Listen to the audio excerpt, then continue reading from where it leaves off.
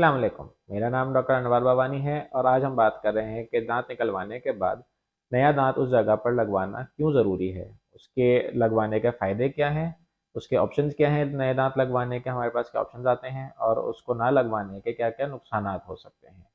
तो आइए वीडियो शुरू करते हैं।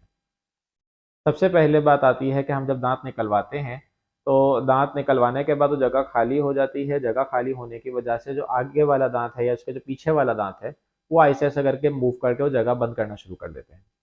या फिर उसके ऊपर अगर कोई दांत मौजूद है तो ये दांत आपने निकलवा दिया, ऊपर वाला दांत नीचे की तरफ आना शुरू होगा, या ऊपर वाला दांत निकलवा दिया तो वो नीचे वाला दांत ऐसा ऐसा करके ऊपर ग्रो करना शुरू कर जाता है, जिसकी वजह से खाने पीने में प्रॉब्लम होती है।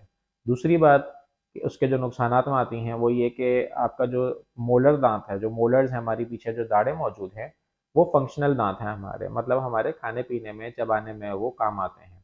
अगर हमारा वो दांत मिस हो जाए या वो दांत हम निकलवा दें तो हमें खाने पीने में, चबाने में कदरे तकलीफ होती है, कदरे मुश्किल आती है। उस सूरत में हमें ये दांत रिप्लेस करना ज़रूरी है। अगर नीचे वाला दांत दांत निकाल चुके हैं और ऊपर वाला दांत मौजूद है तो जब खाना खाएंगे तो वो खाने के दौरान च्यूइंग नहीं होगी, इसकी वजह से खाना सही से च्यू नहीं होना।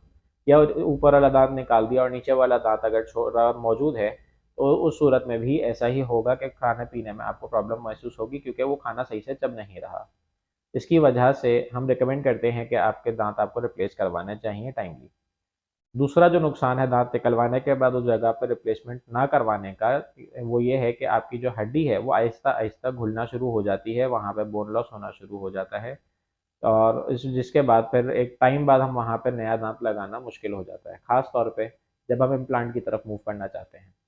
इम्प्लांट्स के लिए हमें बोन की डेंसिटी, बोन की जो डेप्थ है, बोन की जो हाइट है, वो कदरे अच्छी चाहिए होती है। अगर आपने दांत निकलवाया हुआ काफ़ी टाइम हो गया और एक टाइम बाद आप अगर दांत लगवाने आते हैं या इम्प्लांट लगवाने आते हैं, उस वक्त हमारे पास कोई ऑप्शन नहीं होता, क्योंकि वहाँ पे हड्डी जो है वो मौजूद नहीं होती, जिसकी वजह से वहाँ पे हमें हड्डी पहले लगानी पड़ेगी, हड्डी पहले लगेगी और फिर उसके ऊपर इम्प्लांट लगता है। तीसरी चीज़ ये कि वहाँ जो खाली जगह मौजूद है वहाँ पे खाना फंसना शुरू होगा, क्योंकि प्रॉपर तरीके से अगर ब्रशिंग ना हो रही हो तो वहाँ पे खाना फंसेगा और आगे और पीछे वाले दांत जो मौजूद हैं उनके ऊपर कैविटी लगना शुरू होगी, कीड़ा लगना शुरू होगा, जिसकी वजह से वो भी दांत आपके आहिस्ता आहिस्ता ख़राब होना शुरू हो जाते हैं। अब आ जाते हैं हमारे ट्रीटमेंट ऑप्शंस की तरफ या रिप्लेसमेंट ऑप्शंस की तरफ। तो सर, रिप्लेसमेंट ऑप्शन में सबसे पहले हमारे पास जो ऑप्शन मौजूद है वो ये है कि हम डेंचर इस्तेमाल कर सकते हैं, जो कि रिमूवेबल होता है। खाने पीने में फंक्शनल तरीके से वो एक्ट कर सकता है, लेकिन बोन लॉस उसके अंदर भी कदरे होती रहती है, क्योंकि वो सिर्फ मसूड़ों के ऊपर बैठा हुआ है और उसको आपने रात को उतार के सो जाना है। रिमूवेबल का मकसद यही है कि आपने उसको फिक्स नहीं करना है, वो आप सुबह उठ के पहनेंगे, पूरा दिन उसको यूज़ करेंगे, खाएंगे पिएंगे और रात को उतार के साफ करके उसको सो जाएंगे। दूसरी चीज़ हमारे पास आती है ब्रिज। ब्रिज जो है वो आपके आगे और पीछे वाले दांत को कट करके उसके ऊपर क्राउन लगेगा, जिसके बाद फिर हम इस साथ में जुड़ा हुआ हमारे पास ये क्राउन बनकर आता है, जिसमें हम रिप्लेसमेंट करते हैं और इसको हम ब्रिज कहते हैं। ब्रिज करने का एक नुकसान ये है कि आपके जो हेल्दी दांत हैं, अगर बराबर वाले दांत आपके हेल्दी हैं तो उस सूरत में उन दांतों को फॉर नो रीज़न हम कट करके उनके ऊपर क्राउन कर रहे हैं, और आगे चलकर अगर कोई प्रॉब्लम आती है आपके कोई भी उन दांतों में जो क्राउन लग चुका है जिनके ऊपर, अगर उन दांतों में आगे चल के कोई भी प्रॉब्लम आती है तो आपका जो ये ब्रिज लगा हुआ है वो ज़ाया होगा, वो निकाला जाएगा और उसकी जगह पे फिर उस दांत की ट्रीटमेंट होगी और उसके बाद फिर हम वापस से ब्रिज लगाएंगे यहाँ पर, अगर उस दांत का रूट कनाल हो रहा है तो। अगर उस दांत को भी हम निकाल रहे हैं फॉर एनी रीज़न आगे चलकर, तो फिर वो ब्रिज ज़ाया होगा और फिर नया ब्रिज बनेगा जिसमें वो दांत भी ऐड होगा, और इसके पीछे अगर दांत मौजूद है तो फिर उस सूरत में वो दांत भी रिप्लेस हो रहा होगा, उसके ऊपर भी क्राउन लग रहा होगा। तीसरी चीज़ हमारे पास आ जाती है इम्प्लांट, जो कि थोड़ा कॉस्टली है लेकिन इफेक्टिव है।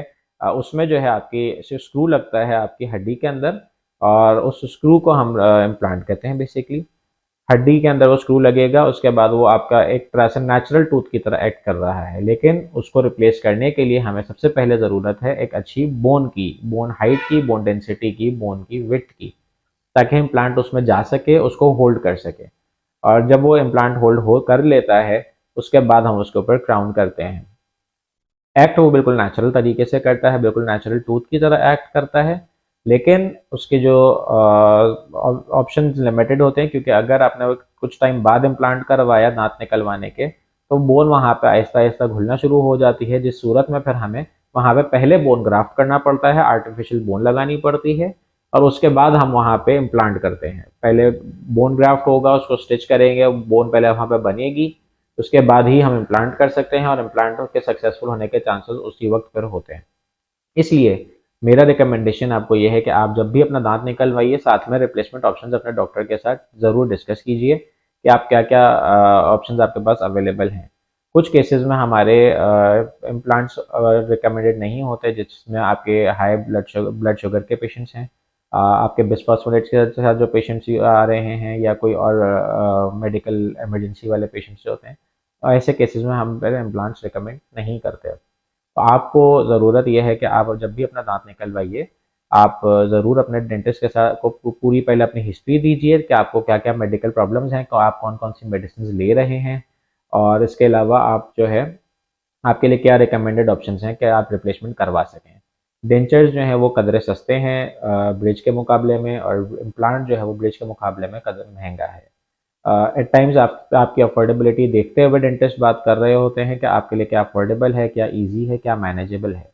अगर आप हमारे पास विजिट करना चाहते हैं, आप हमारे पास आ सकते हैं। हमारा क्लिनिक अल्तमश डेंटल हॉस्पिटल के करीब न्यू पीएनटी कॉलोनी में मौजूद है, डिफेंस में। आप हमारे पास आ सकते हैं, हमसे डिस्कस कर सकते हैं अपने ट्रीटमेंट ऑप्शंस को, अपने रिप्लेसमेंट ऑप्शंस को, या आपको कोई और प्रॉब्लम अगर मौजूद है, आप हमारे पास तब भी आ सकते हैं। खुश रहिए, अपने दांतों का ख्याल रखिए। ये याद हमेशा याद रखिएगा कि आपके जो दांत हैं वो नॉन रिप्लेसेबल है, नॉन हीलेबल है। आपके दांत खुद हील नहीं करते। अगर आप अपने दांतों का ख्याल नहीं रखेंगे तो ऑब्वियसली डेंटिस्ट्री महंगी है। डेंटिस्ट्री उस वक्त महंगी है जब आप अपने दांतों का ख्याल नहीं रख रहे। Neglect is expensive, dentistry itself is not expensive. आप अपने दांतों का ख्याल रखिए, अपने दांतों के ब्रशिंग का, अपने दांतों की सफाई का ख्याल रखेंगे, आपके दांत हेल्दी रहेंगे, आपके दांत खराब नहीं होंगे जल्दी। खुश रहिए, अपने दांतों का ख्याल रखिए। अल्लाह हाफ़िज़। Thank you.